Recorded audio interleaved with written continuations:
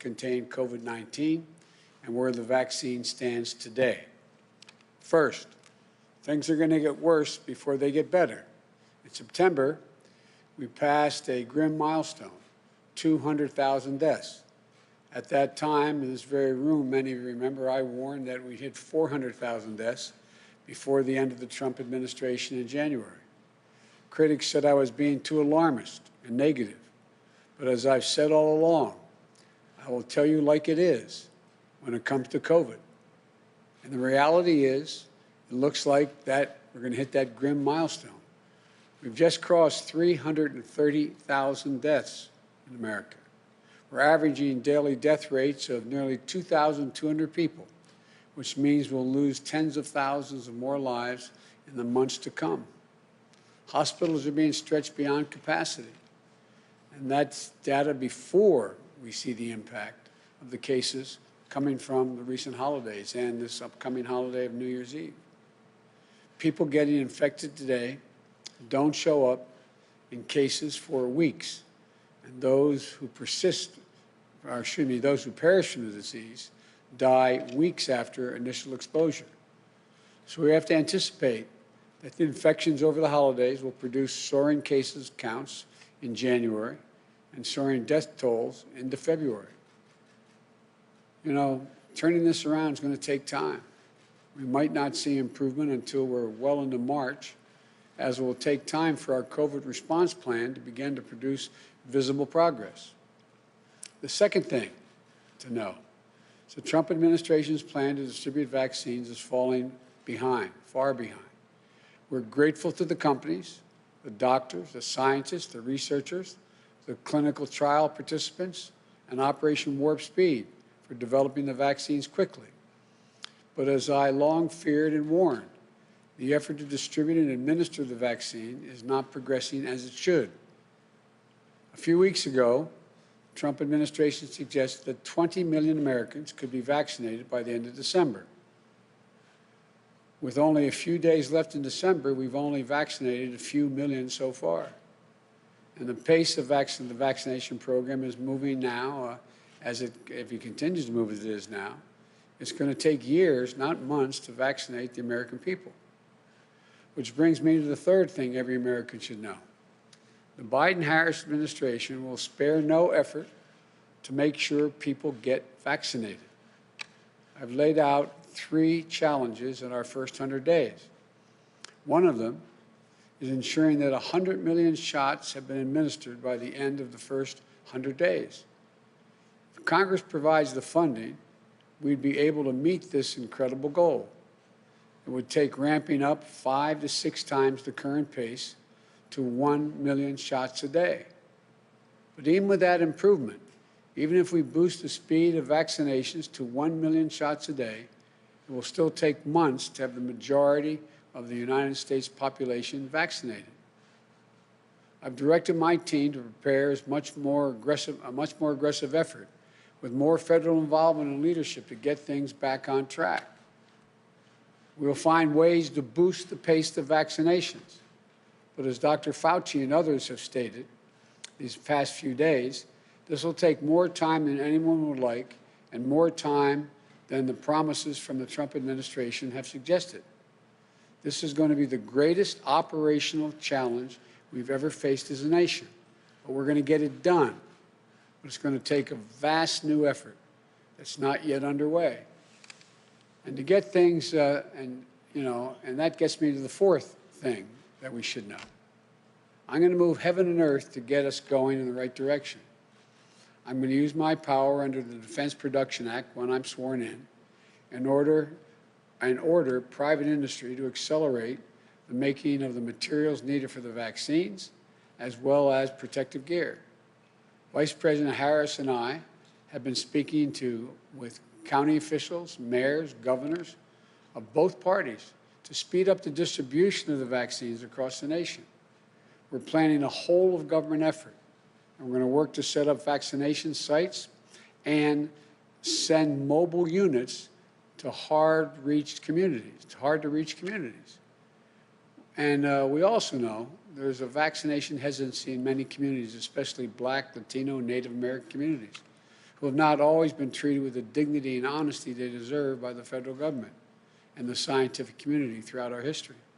That's why we will launch a massive public education campaign to increase vaccine acceptance. We'll do everything we can to show the vaccines are safe and critically important for one's own health and that of their families and the communities. That means we're also going to make sure vaccines are distributed equitably, so every person who wants a vaccine can get it no matter the color of their skin or where they live. And we're going to ensure vaccinations are free of charge. Fifth, while the pandemic rages on, and as we increase the supply, distribution, and administration of the vaccine, we have to remain vigilant. As part of the 100-day challenge, I'm going to be asking the American people to wear a mask for the first 100 days of my administration. It's not a political statement. It's a patriotic duty. Our administration is going to require mask wearing where I have the power to do so, for federal workers, in federal facilities, on interstate travel like planes and trains. And we've been working directly with county officials, mayors, governors to implement mask mandates in their cities and their towns and their states. Masking has been a divisive issue in this country. But COVID is a killer in red states and blue states alike. So I encourage you all to wear a mask. Encourage your family and friends to do the same. It's one of the easiest things we can do that will make a huge difference and to save lives. Another 100-day challenge is opening most of our K-8 schools by the end of the first 100 days in the spring. Look, we can only do that if Congress provides the necessary funding so we get schools, districts, communities, and states the resources they need for those so many things that aren't there already in a tight budget. They need funding for testing to help reopen schools, more funding for transportation so students can maintain social distances on buses. They need it for school buildings, for additional cleaning service, protective equipment, ventilation systems. This is going to require an additional of tens of billions of dollars to get this done. And Congress also needs to fund and provide more protective equipment for frontline health workers who are still reusing masks and gowns. We need to scale up testing so anyone who needs one can get a test. After 10 months of the pandemic, we still don't have enough testing. It's a travesty. All this, vaccinations, testing, protective gear, is going to require more funding from Congress, more than was just approved. That's why I'll propose a COVID action package early next year and challenge Congress to act on it quickly. Look, my ability to change the direction of this pandemic starts in 3 weeks. With thousands dying every day between now and then, let me conclude by discussing what needs to happen now. I congratulate the bipartisan majority on passing the President's and then the President on signing the COVID relief bill. It's still, it's a step, an important step, still moves in the right direction. And it will help people in need. And it'll pay for some, but not all of what we need to fix the COVID response. It's a down payment. But now, with that done, I hope the President will also clearly and unambiguously promote mask wearing. I give former Governor Chris Christie credit. He and I have disagreed in a number of things. But I'm thankful he's now encouraging people to do the right thing and wear masks for themselves, their loved ones, and their country. I hope that President Trump will listen to him. He can do it too. It would make a huge difference for President Trump to say, wear masks. I hope the President will clearly and unambiguously urge all Americans to take the vaccine once it's available. I took it to instill public confidence in the vaccine. President-elect Harris took hers today for the same reason. And when the President's doctors recommend it, President Trump should take it and instill the same degree of confidence. Let me also say this to the American people. We can save, all the experts tell us, between 60 and 100,000 lives in the weeks and months ahead if we just step up together, wear a mask, socially distance, wash our hands, avoid large indoor gatherings.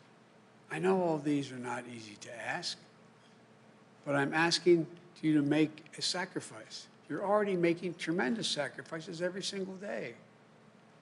It's hard on your lives, on your livelihoods, on your kids, on your families. It's not small what we're asking of you, but we're in this together. And the actions we take now are going to help us contain the pandemic and get us back to our lives and to our loved ones. So the American people, to all of you, I know there's a lot that we have to do, but I want you to know there's also much we can do. We're the United States of America. We've been through hard times before as a nation, and we'll come through this as well. I promise you we will. So please, I wish you a Happy New Year. May God bless you and may God protect our troops. Wear a mask. Do you have a message to